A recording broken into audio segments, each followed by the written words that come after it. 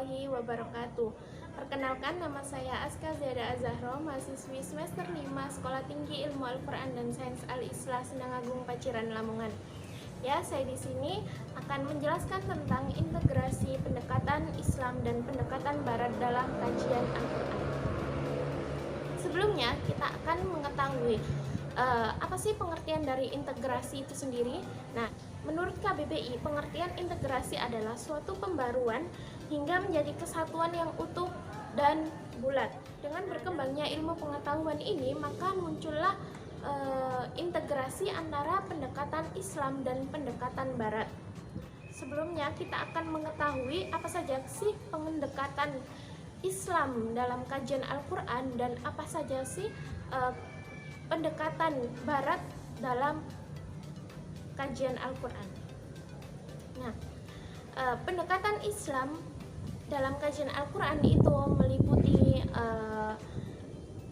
tafsir Quran bil Quran, munasabah ayat, muqarron, terus dalalatul mantuk, dalalatul mafhum, dan qiyas. Nah, sedangkan dalam pendekatan Barat itu seperti pendekatan historis, hermeneutika, semiotika, pendekatan sosial budaya, dan pendekatan the living Quran. Nah, saya di sini akan lebih spesifik membahas tentang integrasi pendekatan Islam dan pendekatan Barat menurut salah satu tokoh, yakni Toshihiko Isuzu. Sebelumnya kita akan membahas tentang biografi Toshihiko Isuzu. Toshihiko Isuzu lahir pada 4 Mei 1914 di Tokyo. Ayahnya adalah seorang master Zen dalam agama Buddha. Nah, Isuzu ini dikenalkan dengan Zen Buddha semenjak beliau itu masih kecil. Nah, ketertarikannya dengan Islam itu semenjak beliau duduk di bangku SMA. Beliau memiliki banyak karya-karya tentang Islam. Nah, salah satunya itu adalah The Structure of the Ethical Term in the Quran, a Study in Semantic. Toshihiko Isuzu merupakan sosok intelektual yang dikenal memiliki pengetahuan yang baik tentang Islam. Nah, beliau merupakan sarjana non-muslim, tetapi karena ketertarikannya dengan Islam itu semakin tinggi, sehingga menjadikan beliau itu ingin mengkaji tentang Al-Quran. Toshihiko adalah tokoh utama pertama pada masa kini yang melakukan kajian Islam dengan serius, tidak hanya dalam perspektif non-muslim saja, tetapi juga dalam perspektif non-barat. Beliau juga didukung dengan penguasaannya dalam segi bahasa. Beliau kurang lebih menguasai lebih dari 30 bahasa di dunia, yakni di antaranya adalah Yahudi, Persia, Cina, Turki, dan lain sebagainya. Nah, menurut Isuzu bahwa Al-Quran itu dapat didekati dengan berbagai pendekatan, yakni seperti teologi, psikologi, tata bahasa, tafsir, dan lain sebagainya. Nah, Isuzu sendiri menggunakan pendekatan yang disebut dengan pendekatan semantik dalam kajian Al-Quran. Nah, dalam kajian semantik ini digunakan untuk mengkaji bahan-bahan yang disediakan oleh kosakata Al-Quran. Semantik adalah metodologinya, dan sedangkan Al-Quran adalah materinya. Dalam kajian semantik, analitis kebahasaan merupakan hal yang sangat penting. Toshihiko Isuzu mendefinisikan semantik itu adalah kajian terhadap kumpulan istilah kunci bahasa yang kemudian menghasilkan pada pemahaman konseptual. Nah, Isuzu mengkaji tentang hubungan antar kata, di samping mengetahui makna dasar dari kata tersebut.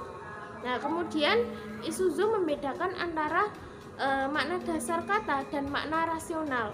Nah, menurutnya makna dasar adalah makna yang melekat pada kata itu sendiri, sedangkan makna rasional adalah sesuatu yang pengertiannya itu berdasarkan rasio seseorang, yaitu dengan menggunakan pikiran. Contohnya adalah terletak pada kata yaum yang berasal dari bahasa Arab yang artinya adalah hari.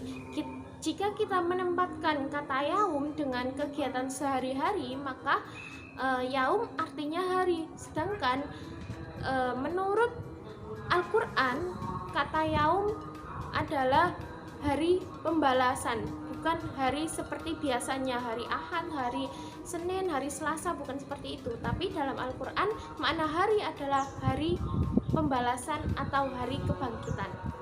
Isuzu menerangkan contoh yang paling terkenal yakni pada kata kafaro. Nah, kafaro ini mempunyai arti tidak bersyukur.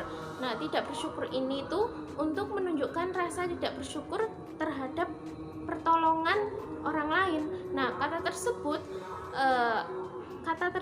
itu berlawanan dengan kata syakaro yang berarti bersyukur. Namun, ketika konsep-konsep Islam itu masuk dan memberikan warna baru bagi kosakata bahasa Arab, kata kafaro tidak sesederhana sikap tidak bersyukur, tapi tidak bersyukur pada Tuhan, atau lebih tepatnya mengingkari kebaikan-kebaikan Tuhan yang telah diberikan kepada hambanya. Nah, para ulama pengkaji Al-Quran baik klasik maupun kontemporer itu sepakat bahwa metode penafsiran yang paling baik adalah metode penafsiran Al-Quran bil Quran. Nah, kenapa kok bisa Al-Quran bil Quran itu menjadi metode penafsiran terbaik? Karena menurut para pengkaji Al-Quran, makna sejati dari teks ialah apa yang telah dituliskan teks itu sendiri. Teori semantik Al-Quran yang dikembangkan oleh Toshihiko Isuzu ini adalah sebuah pendekatan yang menitik beratkan pada pengkajian secara mendalam terhadap teks berupa ayat Al-Quran.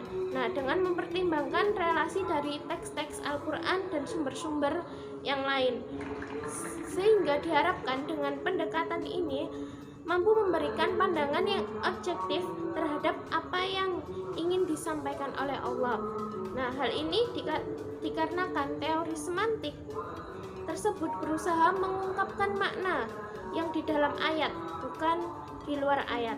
Nah, keberadaan teori semantik Al-Quran Toshihiko Isuzu ini dapat dijadikan sebagai pendekatan baru dalam memahami Al-Quran tanpa meninggalkan pendekatan tafsir konvensional. Sehingga dengan munculnya pendekatan ini menjadikan kajian Al-Quran semakin berkembang dengan berbagai perspektif dan sudut pandang yang lain. Ya, mungkin itu saja yang bisa saya sampaikan. Kurang lebihnya saya mohon maaf jika ada salah kata atau lain sebagainya. Naam, mulai hirmini. Wassalamualaikum warahmatullahi wabarakatuh.